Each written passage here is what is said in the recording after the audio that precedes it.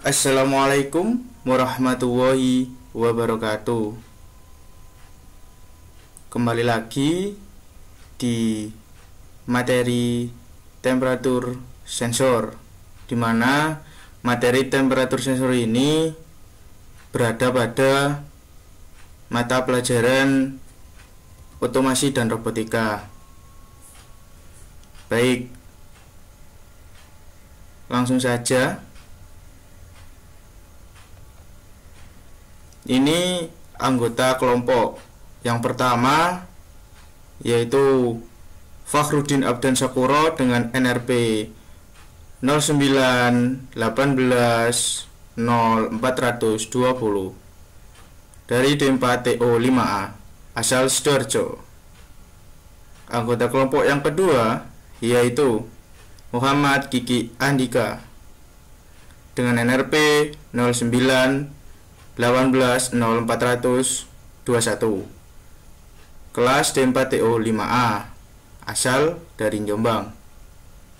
Untuk anggota kelompok yang ketiga yaitu Muhammad Ramadan Al-Fatah dengan NRP 09180422 kelas D4TO5A asal dari Batam. Untuk dosen pengampu yaitu dengan Bapak Agus Kumaydi SST MT dengan NIDN 0017089303. Beliau memiliki email yaitu sudah tertera di layar, kemudian mempunyai Instagram dan YouTube.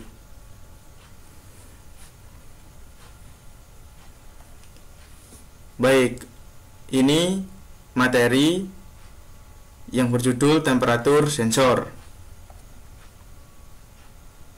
Untuk pembagian dari penjelasan materi terbagi menjadi 4. Yang pertama, pengertian temperatur sensor. Untuk yang kedua yaitu RTD. Untuk yang ketiga yaitu thermocouple, dan yang terakhir yang keempat yaitu termistor. Untuk yang pertama yaitu pengertian temperatur sensor.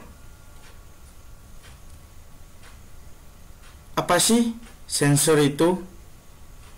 Pasti kalian sudah tahu apa sih sensor. Mungkin kalau tidak tahu, kalian pasti pernah dengar kata sensor. Sensor merupakan sebuah alat yang bisa mendeteksi perubahan gejala energi seperti energi fisika atau fisik, energi kimia, energi biologi, energi mekanik, dan fenomena lingkungan lainnya. Energi fisik contohnya seperti suhu, tekanan, aliran, kelembapan, percepatan, kecepatan, radiasi, dan lain-lain. Karena ada penemuan sensor, maka dunia industri semakin berkembang, lebih maju, dan semakin canggih.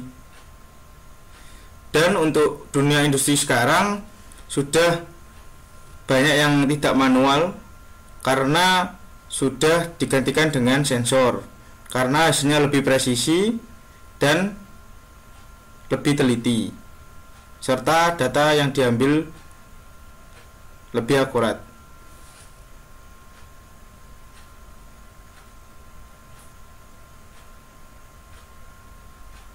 Sensor, transducer, dan transmitter, 3 kata yang selalu bersamaan dan dibuat perdebatan. Sensor, transducer, dan transmitter merupakan 3 kata yang berbeda. Yang pertama sensor. Sensor sudah saya jelaskan tadi, yaitu sebuah alat yang bisa mendeteksi perubahan gejala energi. Kalau transducer, sebuah alat atau komponen yang mampu mengubah suatu energi ke energi lain. Contohnya, energi suhu ke energi listrik. Untuk transmitter, yaitu sebuah alat instrumentasi yang memiliki kemampuan dalam melakukan proses sinyal sensor dan dapat mengubah menjadi arus atau biasa antara 4 dan 20 mAdc. Transmitter diperlukan sebuah sensor apabila jauh dari controller atau sebagai penguat supaya hasil dari sensor tidak berubah jika letaknya jauh. Seperti itu. Jadi transmitter itu gunanya untuk memperkuat sinyal dari sensor untuk diterjemahkan jika letak sensor jauh.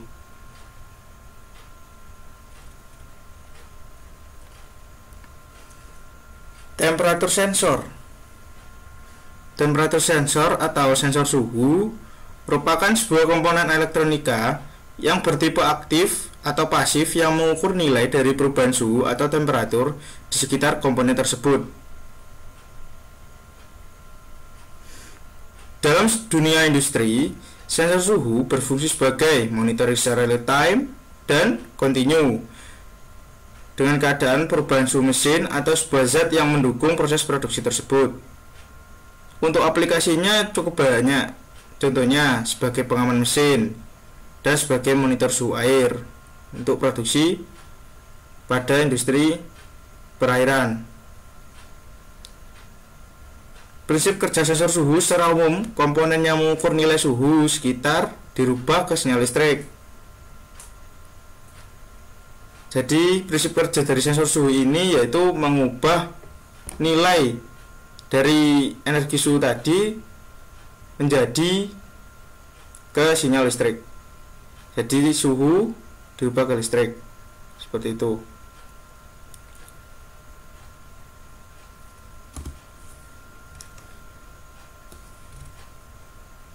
Untuk jenis-jenis sensor suhu pada industri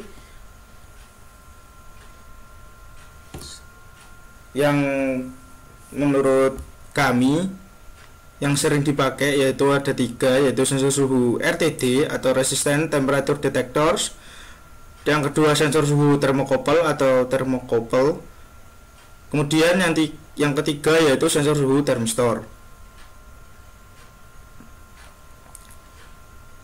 Untuk materi yang kedua yaitu sensor suhu RTD. RTD yaitu Resistance Temperature Detectors. Apa sih RTD itu? RTD atau Resistant Temperature Detector adalah sensor suhu yang pengukurannya menggunakan prinsip perubahan resistansi atau hambatan listrik logam yang dipengaruhi oleh perubahan suhu. RTD merupakan salah satu sensor suhu yang paling banyak digunakan dalam otomatisasi dan proses kontrol. RTD berfungsi untuk mengubah suhu menjadi resistansi atau ohm listrik yang sebanding lurus dengan perubahan suhu. Jadi RTD ini merubah suhu menjadi hambatan atau resistansi. Maksudnya yaitu ketika suhu elemen RTD ini meningkat, maka resistansi elemen yang ada di RTD itu juga meningkat, jadi selinier. Di dunia industri yang terkenal di Indonesia itu tipe RTD ada 2, PT100 dan PT1000. Mungkin teman-teman banyak yang belum tahu kenapa sebut RTD ini PT100, padahal PT100 itu ada maknanya, dimana 100 itu 100 ohm yaitu hambatan, dan maksudnya tadi itu PT100 itu hambatan 100 ohm pada suhu 0 derajat Celcius. Jadi pada suhu 0 derajat Celcius itu elemen RTD menunjukkan nilai resistansi seperti itu. Jadi PT100 itu hambatan, Dan maksud dari PT100 sendiri itu bahwa pada suhu 0 derajat Celcius elemen RTD menunjukkan nilai resistansi. Seperti itu. Menunjukkan nilai resistansi yang bernilai 100 ohm.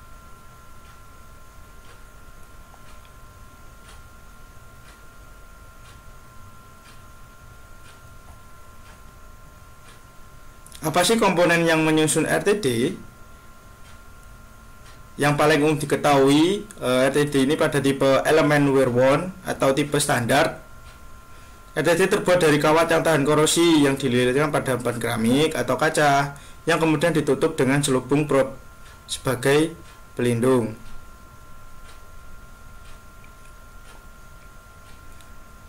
Selubung prop ini biasanya terbuat dari logam inconel atau logam dari paduan besi, krom, dan nikel.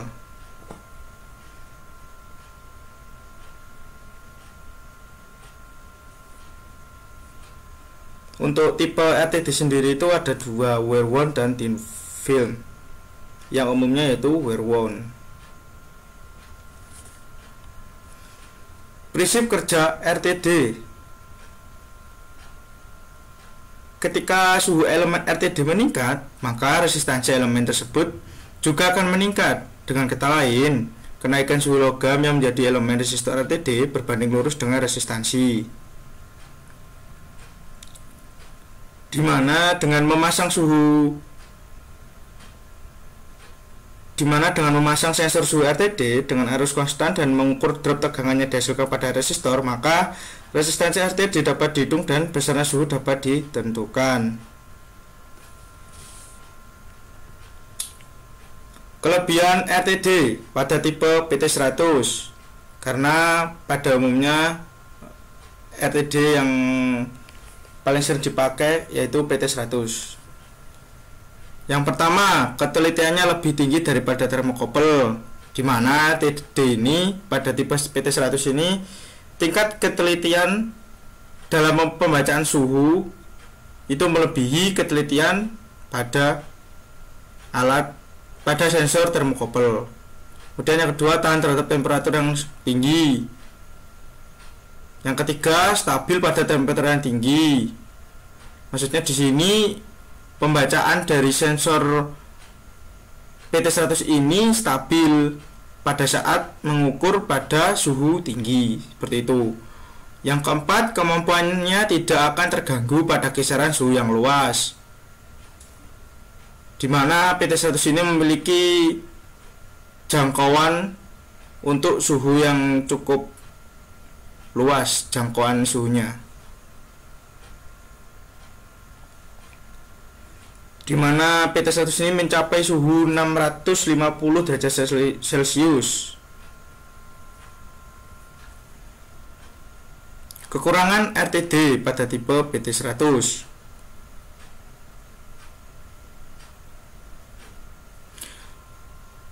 Lebih mahal daripada termokouple, terpengaruh terhadap goncangan dan getaran, di mana jika industrinya terdapat alat yang sering goncang dan bergetar, maka tidak cocok untuk pemasangan sensor PT100 ini.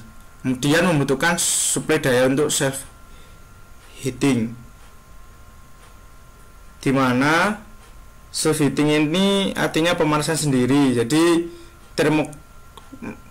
tipe PT100 ini memerlukan suplai daya untuk pemanasan, seperti itu. Kemudian respon waktu awal yang sedikit lama, kemudian jangkauan suhunya lebih rendah daripada termokouple. Aplikasi dengan RTD dicontohkan yaitu penggunaan RTD untuk pengontrolan temperatur di line full gas atau pipa berbahan bakar gas. Jadi untuk aplikasi dengan RTD ini banyak di perusahaan-perusahaan industri. Ini dicontohkan yaitu di industri gas, di mana digunakan untuk mengontrol suhu di pipa berbahan bakar gas, seperti itu. Kemudian yang ketiga yaitu termokopel. Sensor termokopel. Apa itu termokopel? Termokopel adalah sensor untuk mendeteksi besaran temperatur melalui dua jenis logam konduktor berbeda yang digabungkan pada bagian ujungnya hingga dapat menimbulkan efek termoelektrik.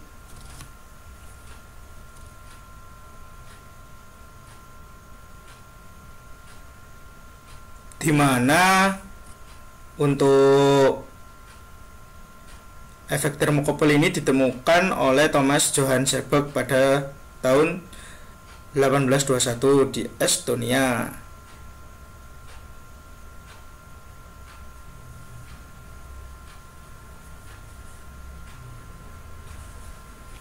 Apa sih komponen yang menyusun termokopel?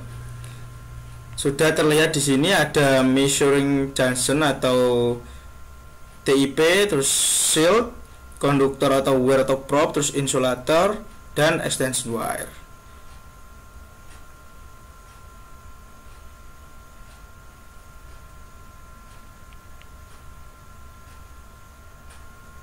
Dimana untuk probe-nya sendiri yaitu dua kabel termokopel yang berbeda jenisnya, yang salah satu ujungnya disatukan tadi untuk probe.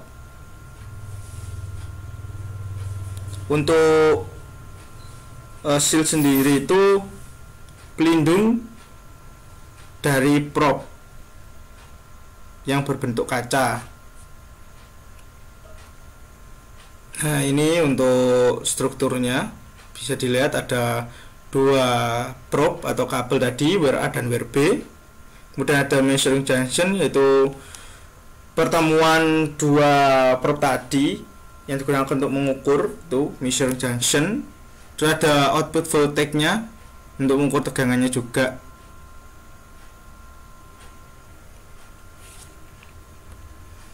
Prinsip kerja termokopel. Ketika kedua persimpangan atau junction memiliki suhu yang sama, maka beda potensial atau tegangan listrik yang melalui dua persimpangan tersebut adalah 0 atau V1 sama dengan V2. Untuk prinsip kerja termokopel sendiri ini cukup mudah dan sederhana. Pada dasarnya termokopel ini hanya terdiri dari dua kawat logam konduktor yang berbeda jenis dan digabungkan ujungnya. Satu jenis logam konduktor yang terdapat pada termokopel akan berfungsi sebagai referensi dengan suhu konstan atau tetap, sedangkan yang satunya lagi sebagai logam konduktor yang mendeteksi suhu panas.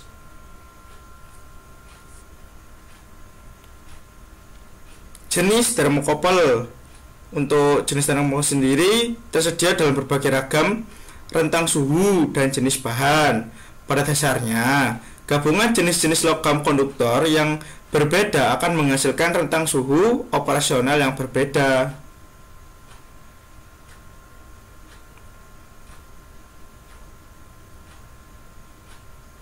Untuk jenis termokopel ini yaitu ada termokopel tipe E, di mana bahan logam konduktor positif nikel kromium. Kemudian bahan logam konduktor negatif konstantan. Kemudian rentang suhunya min 200 derajat Celcius sampai 900 derajat Celcius. Kemudian termokopel tipe J, bahan logam konduktor positif iron atau besi. Kemudian bahan logam konduktor negatif konstantan. Kemudian rentang suhunya 0 derajat Celcius sampai 750 derajat Celcius. Kemudian untuk termokopel tipe K, bahan logam konduktor positif nikel kromium. Kemudian bahan logam konduktor negatif nikel aluminium. Untuk rentang suhunya min 200 derajat Celcius sampai 1250 derajat Celcius.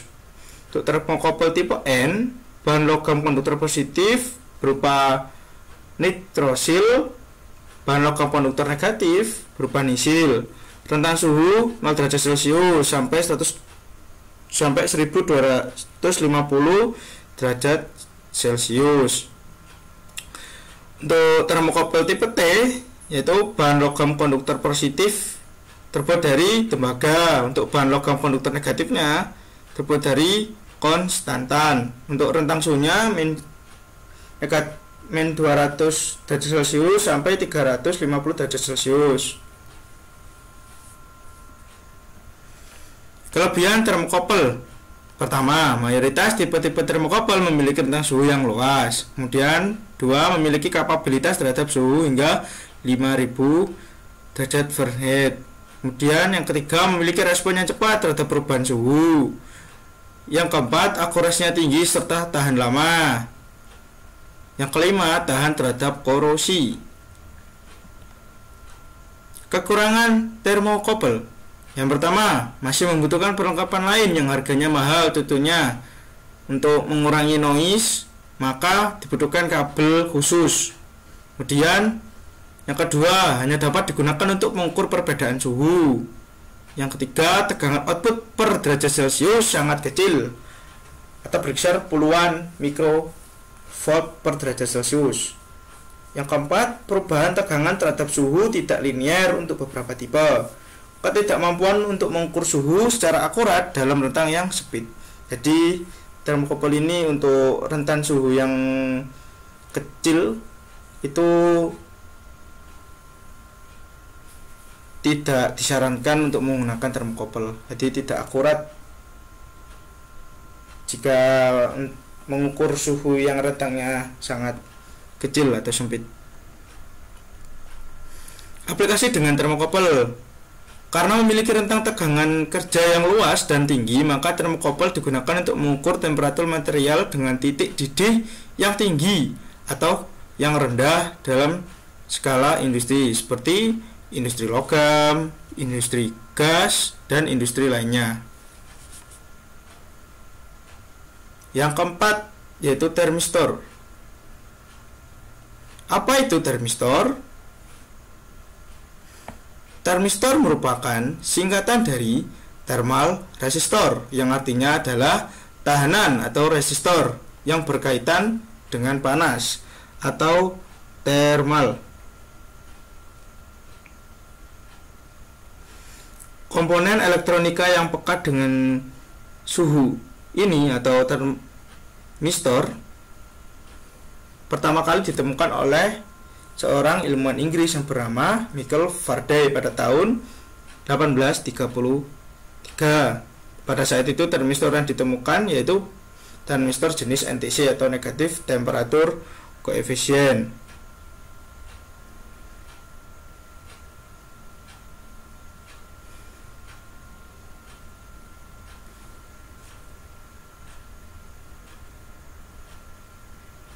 Termistor ini terdiri dari dua jenis, yaitu termistor NTC dan termistor PTC, di mana termistor PTC adalah singkatan dari positif temperatur koefisien. Kemudian termistor NTC yaitu singkatan dari negatif temperatur koefisien. Nah, ini itu jenis-jenisnya yang sudah saya jelaskan tadi di awal, yaitu ada PTC dan NTC. Dimana untuk PTC sendiri itu nilai resistansinya akan semakin tinggi apabila suhu yang ada di sekitarnya juga tinggi. Jadi dengan kata lain, nilai resistansi dan suhu di sekitar berbanding lurus. Kemudian untuk NTC yaitu nilai resistansinya akan menurun apabila suhu yang berada di sekitar komponen termistor NTC tersebut tinggi, atau dengan kata lain berbanding terbalik. Seperti itu. Apa sih komponen yang menyusun termistor? Di sini sudah ada di gambar, bisa dilihat.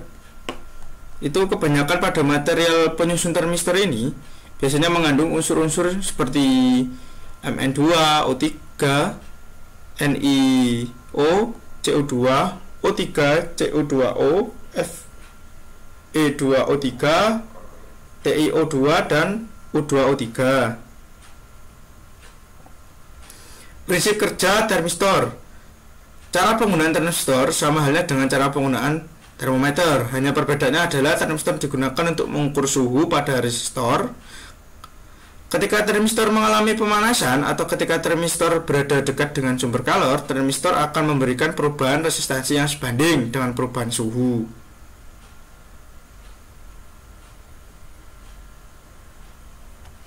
Kelebihan termistor: yang pertama, level perubahan output yang tinggi. Dan yang kedua, respon terhadap perubahan suhu yang cepat. Yang ketiga, perubahan resistansi pada kedua terminal atau pin. Dan untuk kekurangan termistor: yang pertama, tidak linear. Yang kedua, rem pengukuran suhu yang sempit. Yang ketiga, rentan rusak. Yang keempat, memerlukan suplai daya. Yang kelima, mengalami self heating atau pemanasan terlebih dahulu. Seperti itu.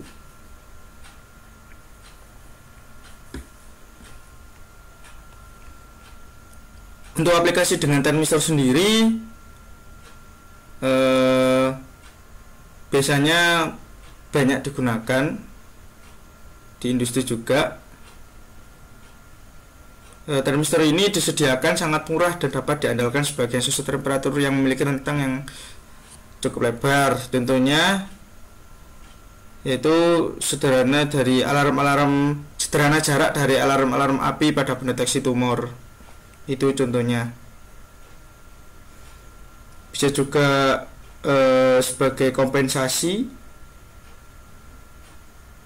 kemudian sebagai relay temperatur dan saklar, bisa untuk detektor gelombang juga.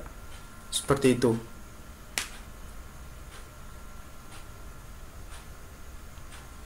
Oke, untuk pemaparan materi temperatur sensor sudah selesai.